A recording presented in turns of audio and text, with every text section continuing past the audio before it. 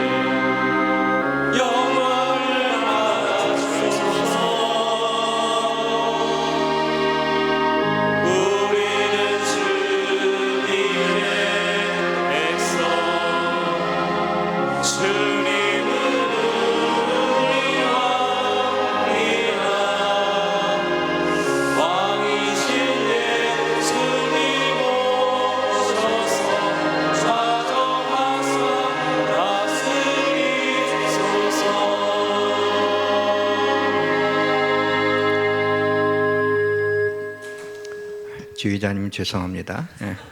제가 음악적 소양이 없어서 남았는데 또 그만. 그래서 이거 처음 시작부터 실수했는데 글을 하나 읽었는데 이 얘기를 너무 하고 싶은 거예요. 근데 분명히 썰렁해질 거예요. 그래서 일부 때는 안 했습니다. 근데 이건 좀 실수를 만회하기 위해서 이 얘기는 좀 고차원적인 얘기라 그냥 이해가 안 되면 그냥 안 되는 대로 제가 설명하기는 조금 뭐한 거예요. 무슨 얘기냐면 유치원 아이한테 선생님이 이렇게 딱 이렇게 보이면서 자 이거 뭐예요? 그랬어요. 애들이 핑거 그러는 거야. 와 핑거 그걸 안다고요. 그러면 이건 뭐예요? 그랬더니 안 핑거. 고맙습니다. 오, 특히 성가대 너무 감사하네요. 했는데 마틴 루터가 지금으로부터 507년 전에 1517년 10월 31일 날 종교 개혁을 일으켰습니다. 오늘이 종교 개혁을 기리는 종교 개혁 주일입니다. 종교 개혁으로 인해서 저항하다라는 뜻을 가진 프로테스탄트 개신교가 태동하게 된 것입니다. 형식화되고 교조화되고 또 그 면죄부 판매를 하고 성직자의 타락 등으로 부패한 그 가톨릭을 향해서 마틴 루터가 비텐베르크 그 성당 문에다가 95개조의 항의문을 붙여놓고 호소를 했습니다. 가장 중요한 것은 뭐였냐면 구원론인데 가톨릭에서는 믿음과 행위가 있어야지 구원을 받을 수 있다고 이야기를 하고 마틴 루터는 성경에는 오직 믿음으로만 구원받는 것이다. 그것이 잘못된 것이다라고 이야기를 하며 다시 가톨릭이 성경으로 돌아가야 된다고 그렇게 외쳤던 것입니다. 사실 루터는 처음에 개신교를 만들려고 하는 그 의도는 전혀 없었고 가톨릭을 갱신하려고 했던 겁니다. 근데 로마 교황은 이 루터의 이 항의문 95개조를 거부하면서 오히려 루터를 종교 재판에 넘겨서 화형을 시키려고 합니다. 그래서 루터를 소환하죠. 이때 루터는 신부였으니까. 그런데 루터가 있는 그곳에 그 영지에 프리드리히 영주가 있었습니다. 꽤 힘이 센 영주였는데 그 영주가 루터를 보낼 수가 없다 그랬어요. 사실 프리드리히 영주도요 신앙심이 깊은 사람이고 당시에는 개신교가 없었기 때문에 가톨릭에 대한 신심이 깊었던 사람입니다. 그러나 루터가 비텐베르그 성당에 붙여놓은 그 95개조의 항의문 혹은 반박문을 읽으면서 그래 성경으로 돌아가야 된다. 성경에 나와 있는 그대로 가르쳐야 된다라고 생각을 했던 것입니다. 그래서 교황한테 루터를 보내지 못하겠다. 왜? 루터를 보내면 분명히 화형이 될 것이기 때문에 루터가 바른 말을 한 거니까는 보낼 수 없다. 그러면 교황이 굉장히 화가 났죠. 그래서 군대를 동원해서 그러면 전쟁을 하자는 거냐? 프리드리 영주가 그러자 하자 그러면 그랬는데 못하죠. 왜냐하면 프리드리 영주도 꽤 힘을 가지고 있었던 사람이기 때문에 못합니다. 그래서 그 보호 아래 마틴 루터에게 프리드리 영주가 얘기를 하잖아요. 어떻게 해줬으면 좋겠느냐. 그랬더니 그러면 이 라틴어로 된 이 성경을 그 독일어로 번역할 수 있도록 시간과 또 지원해 달라고 얘기를 합니다. 그래서 그렇게 하라고. 그래서 사제들 외에는 라틴어로 된 성경을 읽지를 못했었는데 교육받은 사제들 외에는 이 라틴어로 된 것을 독일어로 이제 번역을 하게 됩니다. 마침 그때 독일에서 인쇄쓸 발달하게 되죠. 그래서 독일어로 번역된 책이 대량으로 인쇄되기 시작을 합니다. 그래서 많은 사람들한테 이 성경이 주어졌어요. 이전까지만 해도 성경책을 일반 신도들은 성경을 가지고 있지는 못했습니다. 읽지도 못했고요. 그런데 이제 그것을 누구나 다 갖게 되었던 거죠. 많은 사람이 성경을 읽으면서 카톨릭의 성경적이지 않은 그러한 교리에 대한 비판과 맞물려서 프로테스탄트가 퍼져나가기 시작을 했습니다. 그러나 종교개혁이 일어난 그 유럽은 지금 사회문화적으로는 자신을 기독교인이라고 생각하는 사람들이 아직도 많이 있지만, 복음주의 기독교인, 즉 예수 그리스도를 나의 주로 믿는 그리스도인들은 몇 퍼센트라고 말하기도 민망할 정도로 소수가 되어 있습니다. 지금은 역사를 자랑하는 그 크고 아름다운 그 교회에 나이 드신 분들만 몇 분 앉아서 예배를 드리고 있는 실정이고, 관광객들이 교회를 구경할 뿐입니다. 영혼을 구원하는 구원의 방주인 이 교회가 세상 사람들의 구경거리가 되고 만 것입니다. 이 복음이 예루살렘으로부터 시작해서 독일을 중심으로 북유럽에서 왕성하다가 이 복음이 영국으로 건너가게 됩니다. 영국에서 웨슬레를 중심으로 한 이 복음주의자들의 영향으로 인하여 산업혁명 직후에 그 어두움 가운데 있었던 이 영국 사회가 변화가 일어나게 됩니다. 그리고 영국의 그 청교도들이 신앙의 자유를 지키기 위해 대서양을 넘어서 대통령이 성경에다가 손을 얹고 선서를 하는 그러한 나라를 세우게 되었습니다. 미국의 선교사들이 세계 곳곳으로 파송돼서 복음을 전할 때 우리나라에도 복음이 전해지게 되었습니다. 한국교회는 하나님의 은혜와 열정적인 기도로 세계에서 주목받는 그런 교회가 되었습니다. 뿐만 아니라 다른 나라의 원조를 받아야 되는 가난한 나라에서 다른 나라를 돕는 나라가 되었습니다. 이러한 나라는 세계에서 한국이 유일합니다. 전 놀라운 사실은 7, 80년대에 그때 우리 한국 교회가 굉장히 번성을 했습니다. 한국 교회가 많이 일어나고 큰 부흥을 겪게 되었습니다. 근데 동시에 그때 하나님께서 이 나라를 축복해 주셔서 경제적으로 큰 발전을 이루게 되었습니다. 감사한 것은 지금 한국은 세계에서 두 번째로 많은 선교사를 파송하는 나라가 되었습니다. 이제는 형식적인 가톨릭 국가인 필리핀을 비롯해서 동남아시아의 불교 문화권, 또 신도 문화권인 인도, 그리고 멀리 아프리카까지 많은 선교사들이 사역을 하고 있습니다. 뿐만 아니라 북한과 중국, 그리고 이슬람권에는 지하에서 숨어서 예배를 드리는 그리스도인들이 많이 있다고 합니다. 이제는 back to the Jerusalem, 이제는 예루살렘으로부터 시작된 복음이 도로 한 바퀴 돌아서 다시 예루살렘으로 가는, 그렇게 복음이 전해지고 있습니다. 이 복음의 불길이 꺼지지 않고 계속 타올라야 됩니다. 한국교회는 성도들의 뜨거운 기도와 헌신, 말씀에 대한 사모와 영으로 부르는 찬양, 그리고 선교의 열정이 있는 나라입니다. 하나님께서 이 마지막 때 한국교회를 사용해 주시기를 간구합니다.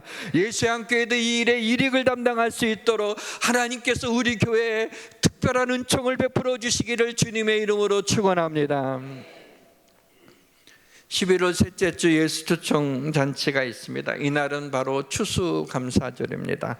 성도님들이 믿지 않는 가족이나 친구나 이웃을 교회로 데리고 온다는 것이 얼마나 힘든지 잘 알고 있습니다. 그것을 알면서도 이렇게 말씀드려야 되는 것이 마음이 쉽지가 않습니다. 인간적으로는 그냥 지금 있는 우리 성도들과 함께 그냥 은혜롭게 목회하고 싶은 생각입니다. 뭐 전도해라, 믿지 않는 가족을 데려와라, 이런 텐션을 주지 않고 그냥 은혜롭게 그냥 우리끼리 이렇게 축복하면서 서로 사랑하면서 믿음 안에서 이렇게 하고 싶은 그런 인간적인 마음이 있습니다. 그러나 복음을 전하는 것은 주님의 명령이기 때문에 우리는 순종하지 않을 수 없습니다. 복음을 전하지 않는 것은 죄입니다. 우리 교회가 매주 화요일에 길거리에 나가 전도지를 돌리고 수요일에는 뜨겁게 중보기도로 돕습니다. 이번에는 교회 모든 자원을 동원해서 예수님이 초청하는 예수 초청잔치를 열고자 하는 것입니다. 사랑하는 사람들을 그냥 내버려 둘 수 없기 때문입니다. 그들의 결말을 알기 때문입니다. 예수 초청잔치가 행사가 아니라 생명을 구원하는 접촉점이 되기를 기도합니다. 전하지 않으면 어떻게 복음을 들을 수 있습니까? 복음을 듣지 않으면 어떻게 예수를 믿을 수가 있겠습니까? 다른 방법이 있습니까? 우리가 교회로 인도하는 사람은 싫어해도 강권해서 그들의 손을 잡아 끌고 나와야 됩니다. 믿지 않는 자들이 듣든지 아니 듣든지 복음을 전해야 됩니다. 왜냐하면 그들의 영원한 생명에 관한 일이기 때문인 것입니다. 사랑하는 사람을 지옥에 보낼 수 없기 때문에 우리는 간절한 마음으로 그들을 위하여 기도하며 그 마음에 성령께서 역사하시고 하나님의 마음에 감동을 주셔서 그동안에 생각했던 모든 생각들이 무너지고 다시 하나님의 그 부르시는 하나님의 손길을 느낄 수 있도록 그렇게 우리가 기도하면서 그 영혼을 위하여 기도하고 그들과 함께 손을 잡고 예수 초청체에 나와 우리 주님 앞에 그 영혼을 삶의 열매로 드려야 되지 않겠습니까? 결혼 초기에 새를 기렀습니다. 그때는 그런 게 유행이었어요. 새장에 새가 있어서 예쁘기도 하고 또 새가 지저귀는 것이 또 좀 듣기도 좋고 그래서 새를 키웠습니다. 그런데 어느 날 이제 저와 아내가 우리의 즐거움을 위해서 이 새는 얼마나 갑갑할까? 이 새장 안에 갇혀서 그냥 이 새에게 자유를 주면 좋겠다. 그래서 그게 또 좋을 것 같았어요. 그래서 이제 새를 꺼내서 공중에 날려주려고 너무 새장 안에만 있어서 혹시 잘 날지 못하면 어떡하나 하는 걱정은 조금 있었지만은 그래도 새장 안에 계속 가두었다가 죽게 할 수는 없어서 그 잡으려고 새장이 이렇게 조금 문을 열고 손 하나가 들어갈 만하거든요. 이게 여는 게 좀 있어요.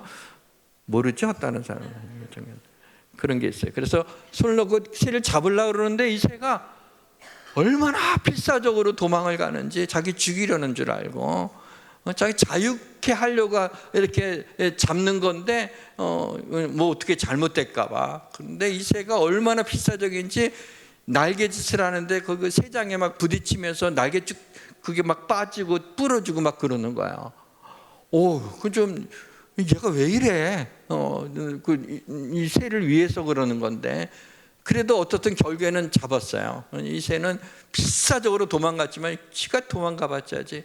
그래서 잡아서 하늘로 날려보냈는데 그래도 잘 날아갔던 그런 기억이 있습니다.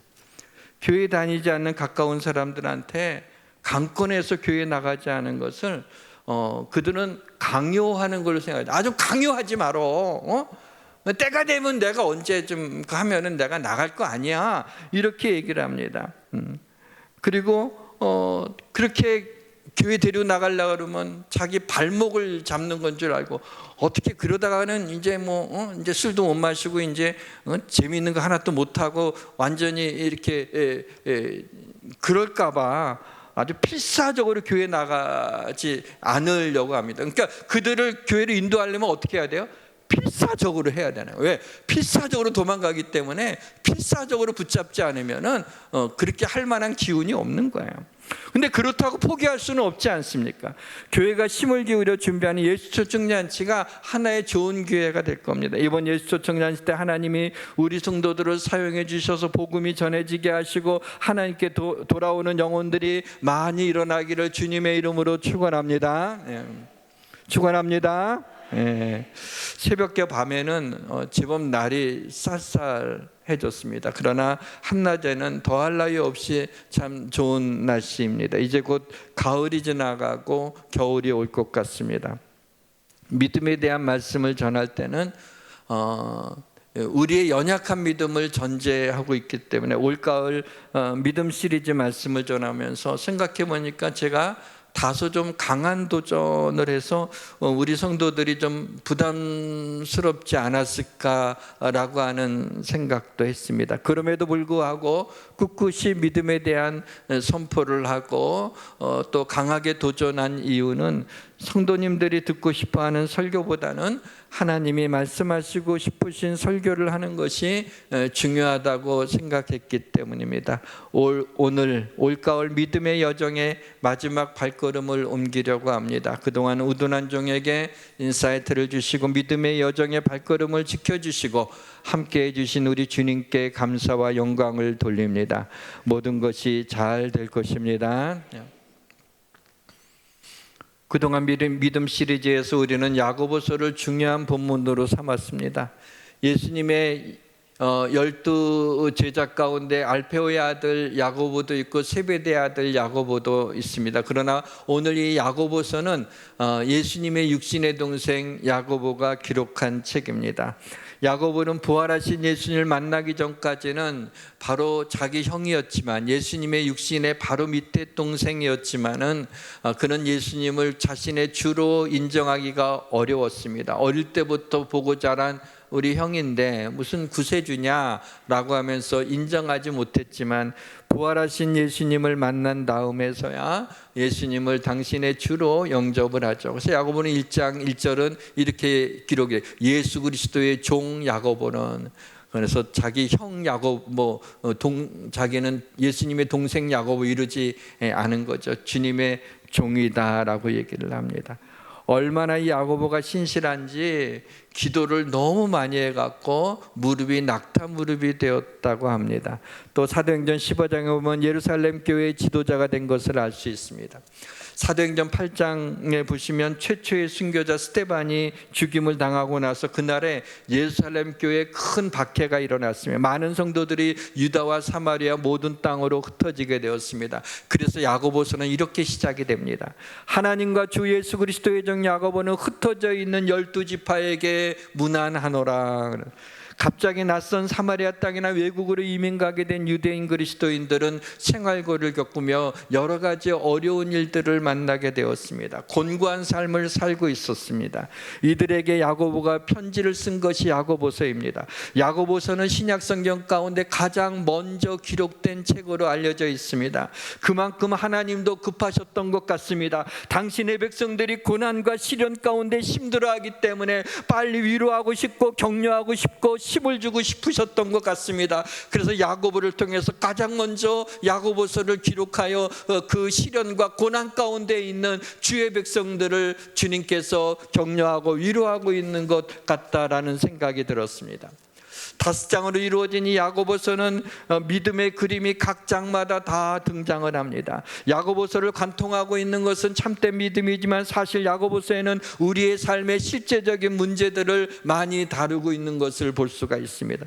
시험과 고난을 당할 때 어떻게 해야 되는지, 또 약자들에 대한 배려, 차별에 대한 경고 등 이러한 사회적 정의, 그리고 병들었을 때 믿음의 기도를 하라는 것, 언어 생활의 중요성, 그 외에도 삶의 지혜, 사랑의 실천, 겸손 등이 나옵니다. 특히 첫 장과 마지막 장에 나오는 인내가 두드러진 것을 봅니다. 오늘은 믿음은 인내라는 제목으로 말씀을 전하려고 합니다. 주의 성령님의 도우심과 지혜와 깨달음과 은혜를 베풀어 주시기를 주님의 이름으로 축원합니다. 인생은 여러 가지 시련을 겪으면서 인생의 각 시기마다 다 나름대로의 어려움들이 있습니다.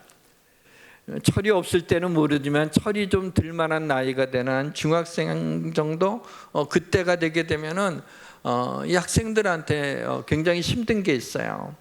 뭐냐면 시험입니다. 그 시험이 시험거리입니다. 시험만 없으면 학교 다니는 거 별로 어렵지 않은데 그 시험 때문에 시험에 듭니다.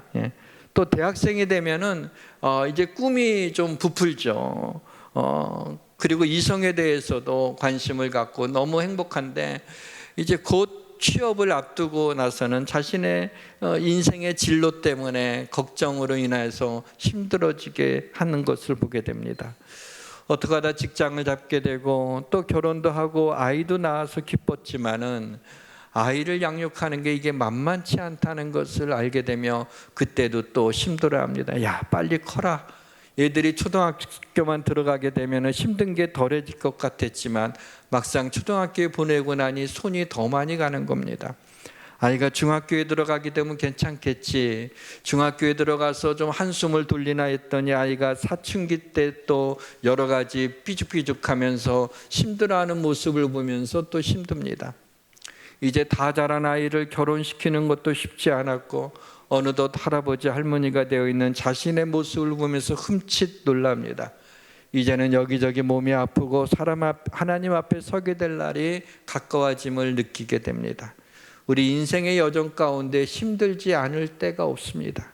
특히 그리스도인들은 믿음으로 살려고 할 때 시련을 만나게 됩니다. 본문 2절의 말씀대로 여러 가지 시험을 당하면서 사는 것이 인생입니다. 시험은 믿음을 공격합니다. 그래서 우리의 믿음을 공격하는데요, 그러한 시련을 이기는 것은 믿음으로 이기는 것입니다.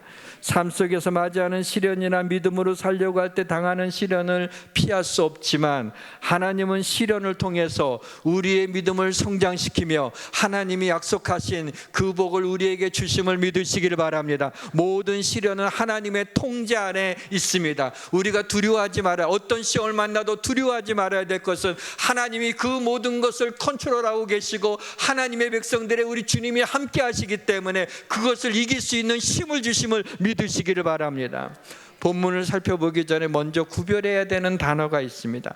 본문 2절과 12절에 나오는 이 시험이라고 하는 단어는 트라이얼, 시련이라는 뜻에 가까운 것입니다. 그런가 하면 1장 13절과 14절에 나오는 그 시험은 템테이션, 유혹이라고 하는 뜻이에요. 그러니까 우리 성경에는 같은 시험으로 나오지만 하나는 트라이얼이 되고 하나는 템테이션이 되는 거죠. 이거 정반대의 뜻을 가지고 있어요. 시련은 믿음을 가지고 참아야 되는 거지만 유혹은 참는 게 아니라 물리쳐야 되는 겁니다. 여러분 기억하셔야 될 것이 있어요. 시험이든 시련이든 유혹이든 우리 그 어떤 것도 우리의 힘으로 감당하기는 쉽지 않지만은 그 믿음으로 참으면 그와 같은 시험들은 지나가게 되고, 우리가 하나님 앞에 시련을 맞이할 때 하나님 앞에 기도하고 구하면 반드시 하나님이 힘을 주시고 반드시 이기게 하시며 반드시 하나님의 시련이 지나간 후에 그것으로 인하여 우리에게 복을 주시며 우리의 믿음을 성장시켜 주심을 믿으시기를 주님의 이름으로 축원합니다. 시련을 참으면 복이 있습니다.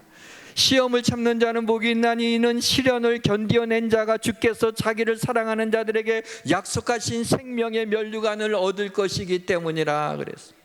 시련을 잘 견디어내면 약속의 생명의 면류관을 받을 것이라고 말씀하고 있습니다. 근데 여기에서 이 면류관이라는 것은 이제 왕관, 크라운입니다. 면류관은. 근데 왕이나 왕비가 쓰는 그러한 그 왕관이 아니에요. 여기서 말하는 왕관은 우리 송기정 선수가 베를린 올림픽에서 이제 우승을 하고 나서 뭐 일장기 지우고 뭐 이런 얘기도 있지만은 그 이렇게 머리에 쓴 것이 뭐예요? 거기 보면 월계수로 된 그 면류관을 머리에다가 쓴 것을 봅니다. 그러니까 여기에서는 이 생명의 면류관이라고 하는 것은 왕이나 왕비라는 신분 때문에 머리에 쓰여지는 왕관이 아니라 경주에서 승리하고 이긴 사람에게, 경주에서 믿음을 가지고 시험을 잘 참고 승리하게 하면 그 승리한 자에게 생명의 면류관을 주시겠다는 것입니다. 그래서 어떤 시련이든 그것을 인내로서 잘 믿음으로써 견디어내면은 하나님께서 이긴 자에게 하나님이 면류관을 주신다. 그런 면에서 믿음은 인내입니다. 너희에게 인내가 필요하면 너희가 하나님의 뜻을 행한 후에 약속하신 것을 받기 위함이라. 사랑하는 성도 여러분, 우리가 인내로서 하나님의 뜻을 행한 후에 하나님이 약속하신 은혜와 복을 받아 누리시기를 주님의 이름으로 축원합니다. 그렇게 받기를 원하는 사람만 아멘 하시기를 바랍니다. 네. 그래도 안 하는 분들이 있어요. 존중합니다. 마음속으로는 하셨으리라고 생각합니다. 한 사람도 하나님의 은혜와 복을 받지 않으시면 안 됩니다. 시련을 참으면, 인내를 온전히 이루면 이러한 복을 약속하셨습니다. 인내를 온전히 이루라. 이는 너희로 온전하고 구비하여 조금도 부족함이 없게 하려 함이라. 우리를 온전하게 하고 부족함이 없게 하겠다는 겁니다. 인내로서 시련을 참으면 그것을 우리를 온전하게 하고 부족함이 없게 하시겠다는 말씀입니다. 예수님이 이 일의 본이 되셨습니다. 믿음의 주여 또 온전케 하시는 예수를 바라보자. 그는 그 앞에 있는 기쁨을 위하여 십자가를 참으사. 예수님은 십자가를 참으셨어요. 수치와 고난과 죽음을 맞이하게 되는 그거보다도 더 큰 시련이 어디 있어요? 예수님이 십자가를 참으신 이유는 그 앞에 있는 기쁨을 위하여 그 십자가에서 피 흘려 죽으심으로 모든 사람을 죄악 가운데 건져주시고 하나님의 자녀로 삼아주시는 그 기쁨을 위하여 십자가를 참으셨습니다. 마찬가지로 우리에게 십자가보다 더 큰 시련을 당하지는 않습니다. 우리가 어떤 인생의 시련을 당하든지 우리가 참음으로, 인내로, 믿음으로 잘 견디어내게 되면 우리 하나님이 약속하신 그러한 은혜와 복을 우리에게 주시겠다는 겁니다. 그래서 시련이 올 때는 참아야 됩니다. 이런 생각을 했어요. 인내라고 하는 단어는 시련을 당하며 살 수밖에 없는 우리 인생을 위해서 주신 단어구나. 만약에 인내, 이 참는다는 단어가 없으면 시련을 당했을 때 어떻게 했을까? 막막했을 것 같은데 인내라는 단어를 주셔서 그것을 참게 하시는 것 같습니다. 목회는 회사 일과 같지 않아서요. 내 생각과 내 힘으로 할 수 없습니다. 교회가 부흥하고 성장하는 것도 내가 노력한다고 애쓴다고 되는 게 아니에요. 모든 목회자들이 그렇게 기도하고 그렇게 애쓰고 그렇게 간절합니다. 그런데 가뜩이나 힘도 없고 가진 것도 없고 의지도 약하고 또 똑똑하지도 않은 제가 어떻게 하나님의 사역을 감당할 수 있겠습니까? 그동안 그러다 보니 목회하면서 제 힘으로 감당치 못할 일들을 많이 만나고 눈물 나는 일들도 얼마나 많았겠습니까? 그럴 때마다 저는 이 말씀을 기억하고 힘을 얻었습니다. 사람이 감당할 만한 시험 밖에는 너희가 당한 것이 없나니 오직 하나님을 미쁘사 너희가 감당치 못할 시험 당함을 허락하지 아니하시고 시험 당할 즈음에 또한 피할 길을 내사 너희로 감당하게 하시느니라. 그래서 어떤 어려움이 오든지 아무리 막막한 상황에 있든지 아무리 힘들고 괴롭고 억울하고 그런 막막한 상황 가운데서도 반드시 하나님이 시험 당할 때 너희에게 감당치 못할 시험 당함을 허락하지 않는다고. 감당할 수 있구나. 그 다음에 내가 감당치 못하면 또한 피할 길을 내어주신다고. 그래서 감당할 만한 힘을 주시기도 하셨고 감당치 못하고 쓰러졌을 때는 하나님이 놀라운 이적 같은 일들로 피할 길을 내어주신 것을 보게 됩니다. 이 시간에 특별히 다른 사람보다 더 괴롭고 고통스러운 분들이 계시다면 당신을 향한 하나님의 특별한 계획이 있고 시련을 감당할 수 있는 힘을 주시고 감당하지 못할 때 피할 길을 내어주시는 그러한 은혜를 여러분에게 베풀어 주실 것을 믿으시기를 주님의 이름으로 축원합니다. 죄의 유혹은 시험입니다. 오직 각 사람이 시험 받는 것은 자기 욕심에 끌려 미혹 때문이니 욕심이 잉태한 즉 죄를 낳고 죄가 장성한 즉 사망을 낳으니라. 죄의 유혹에 넘어가는 것에 대한 책임은 자기에게 있는 거야. 시험에 들어 유혹에 넘어가 놓고 뭐라 해? 너 때문에 그런 거야. 너 때문에. 네가 안 그랬으면 내가 이렇게 안 됐을 텐데. 한 대 딱 때리고 나서 왜 때려? 그러면 너 때문이야. 네가 날 약올르게 해갖고 넌 이렇게 한 거야. 그렇게 자기가 해놓고 말이죠. 심지어는 이렇게 얘기하는 성도 얘기도 들었어요. 하나님이 저를 시험 들게 하셨어요. 그래. 야고보서 1장 13절에 보니까 사람이 시험 받을 때 내가 하나님께 시험 받는다 하지 말지니, 하나님 눈치채셨어요. 그래갖고 하나님이 시험한다 했더니 내가 하나님께 시험 받는데 하지 말아라. 하나님은 악에게 시험을 받지도 아니하시고 친히 아무도 시험하지 아니하시니라. 시험은 받으시면 안 돼요. 유혹은 물리쳐야 되는 거예요. 유혹이 올 수 있어요. 시험이 올 수 있어요. 내 마음을 상하는 일이 있을 수 있어요. 신앙생활 하다 보면 또 그런 일이 있을 수 있어요. 성도끼리도 또 그런 마음이 들 수 있어요. 그러나 거기에 이건 하나님이 기뻐하지 않는 거야. 이거 아무것도 아니야. 툭툭하고 옳은 유혹을 발로 그냥 차버리면 되는 거야. 내가 접수하지 않는 거야. 그거 안 받아들여. 나 시험 안 들어. 하고 물리쳐야 돼요. 그런가 하면 어떤 사람은요, 시험 들 준비를 하는 거야. 시험 들었어. 나 보는 눈초리가 이상해. 시험 들었어. 목사님이 다른 사람 다 웃으면서 인사하는데 나는 그냥 패싱했어. 시험 들었어. 그럴 리가 있겠어요? 그럴 리가.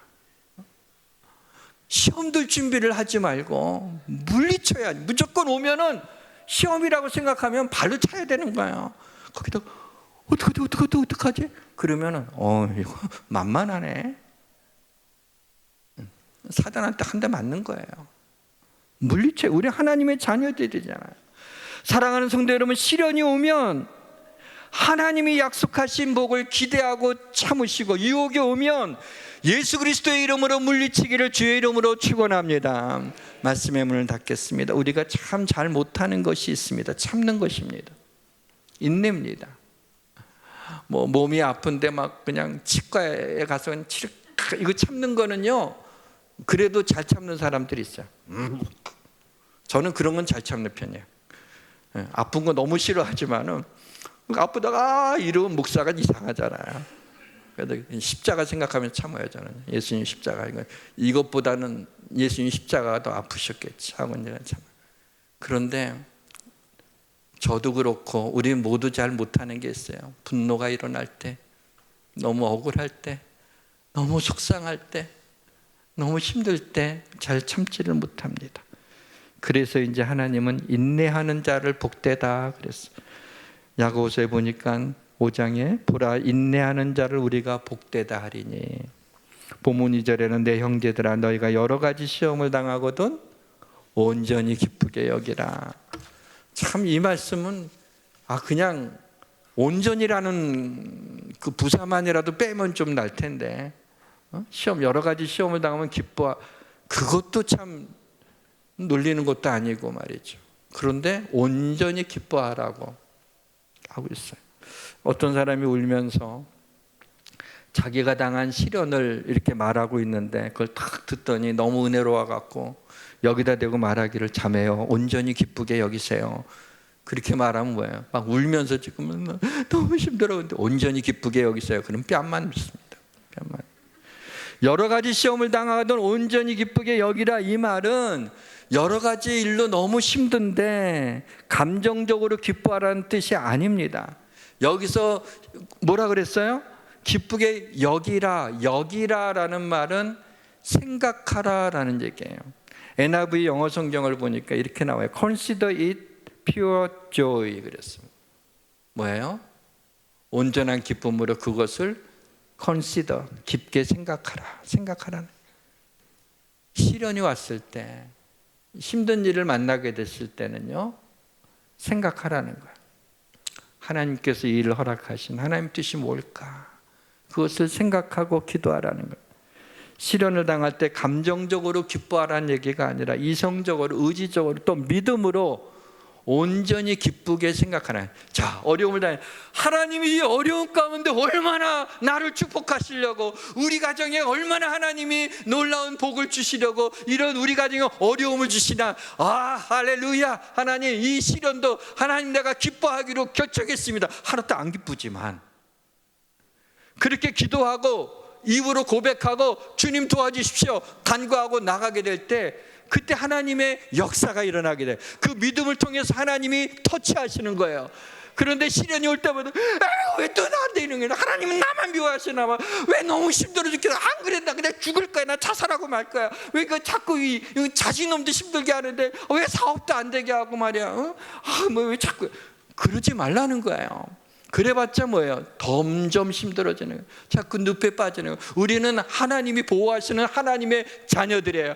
하나님이 지켜주실 거예요. 그 하나님을 의지하고 하나님 앞에 외치는 거예요. 하나님이 나를 더 축복해 주실 거라고 믿는다고 말이죠. 시련을 당할 때 그것을 참으면서 오히려 하나님이 분명히 이렇게 됐잖아요. 잘 참으면 약속하신 것을 너희에게 그 복을 주시겠다고 그렇게 하지 않으셨습니까? 시련의 시간들을 지나고 있는 나를 통해서 하나님의 목적을 이루어 나가시는 걸 목도하면 시련 가운데서 우리는 기뻐할 수 있습니다. 인내는 성품이 아닙니다. 인내는 저절로 얻어지는 게 아닙니다. 인내는 시련을 통해서 얻어지는 겁니다. 본문 3절에 이는 너희 믿음의 시련이 인내를 만들어내는 줄 너희가 알미라. 여기서 인내는 헬라어로 슈퍼모네입니다. 잘 견디다라는 뜻입니다. 킹 제임스 버전에는요, 인내를 long suffering이라고 나와요. 뭐냐면 long suffering, 그 고통을 오래 이렇게 붙잡고 있는, 오래 참는 거죠. 그게 인내예요. 근데 제가 좋아하는 표현은 뭐냐면 staying power예요. 이게 머물러 있는 힘이죠. staying, 붙잡고 있는, 머물러 있는 힘이에요. 인내는, 믿음은 인내입니다. 믿음은 머물러 있는 힘입니다. 여러분, 주님이 주신 이 은혜와 이 사랑과 이 믿음을 머물게 하십시오. staying power, 나에게 인내로서 여러분의 믿음을 지키고 그 믿음으로써 시련이 오게 될 때 내 믿음이 시험받는 게 아니라, 믿음이 약해지고 쓰러지는 게 아니라 그 믿음으로 시험을 물리쳐서 하나님이 약속하신 은혜와 복을 누리시는 우리 성도들이 되시기를 주의 이름으로 축원합니다. 찬양합시다.